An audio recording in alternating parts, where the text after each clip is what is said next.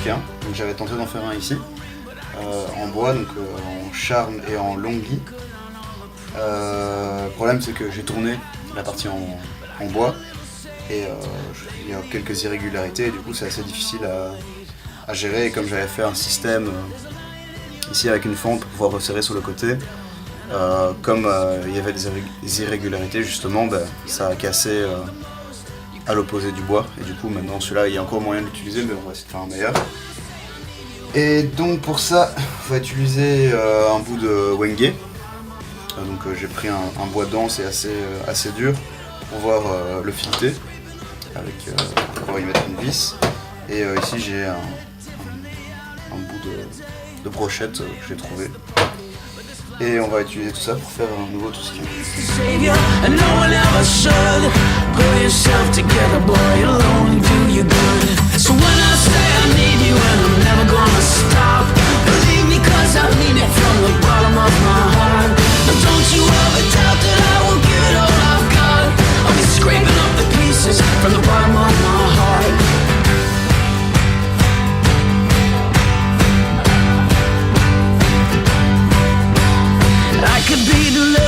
I could go to rest on high, up in paradise forever, in the golden shining sky. It couldn't feel much different than the years I had alive, staring up into the heavens, with you lying by my side. So when I say I need you and I'm never gonna stop, believe me cause I mean it from the bottom of my heart. No, don't you ever doubt that I will give it all I've got. I'll be scraping up the pieces. Voilà. Ici le trou que j'ai percé et puis taraudé. Donc ça va servir à mettre ici cette petite rondelle qui va permettre de faire la marque sur le bois, si on voit. Et avec la vis ici, donc on met comme ça, on vient visser ici.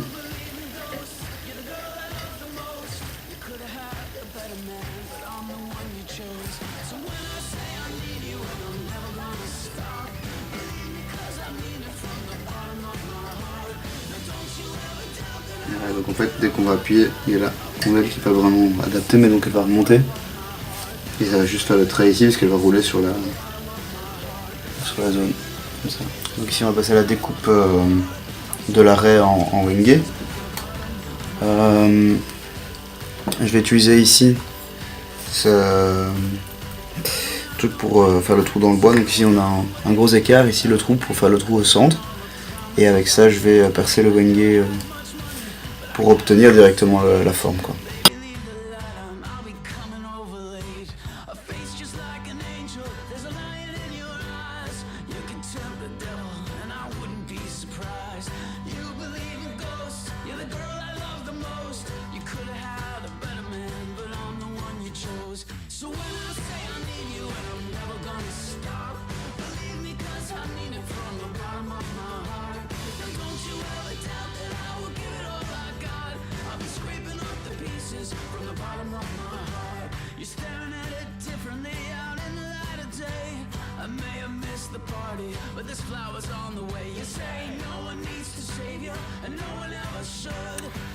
Bon, ici maintenant on va élargir le trou pour pouvoir passer la tige.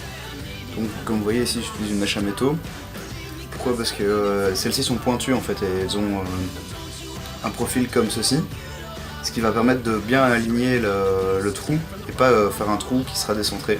Parce que les mèches ici à bois ont ici deux pics qui remontent.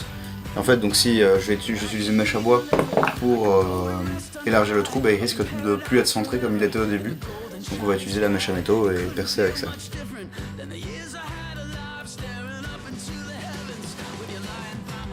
Non. Il faut donc, je vais percer un trou ici et fileter le wenge. C'est pour ça que je voulais un bois dur pour pouvoir faire un filet dedans et réinsérer donc du coup une seconde vis comme celle-ci, comme celle qui est au bout, pour pouvoir caler, bloquer le bloc de bois quand j'ai la mesure. Donc pour ça il faut que je perce au milieu. Donc là on a exactement 2 cm.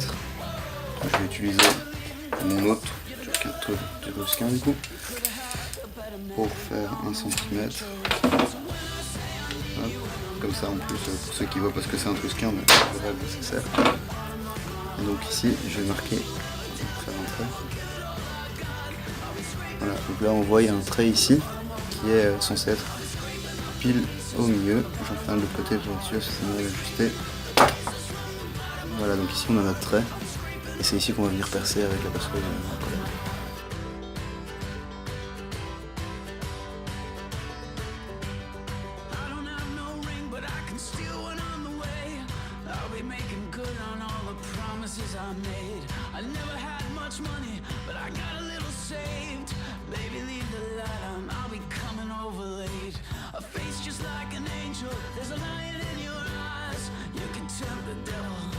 Le trou, je l'ai fileté et j'ai refait un trou pour pouvoir laisser passer la tête de vis à l'intérieur de Wendy. Donc ici comme ça. Donc ici c'est coulisse.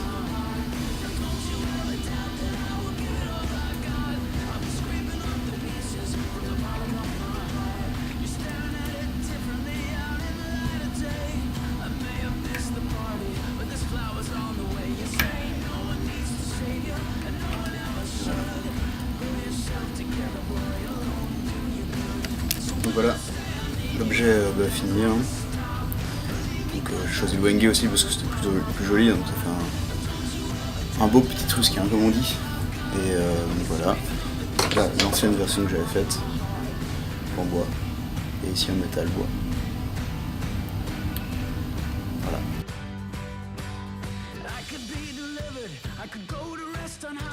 Up in paradise forever, in the golden shining sky. It couldn't feel much different than the years I had alive, staring up into the heavens with you lying by my side. So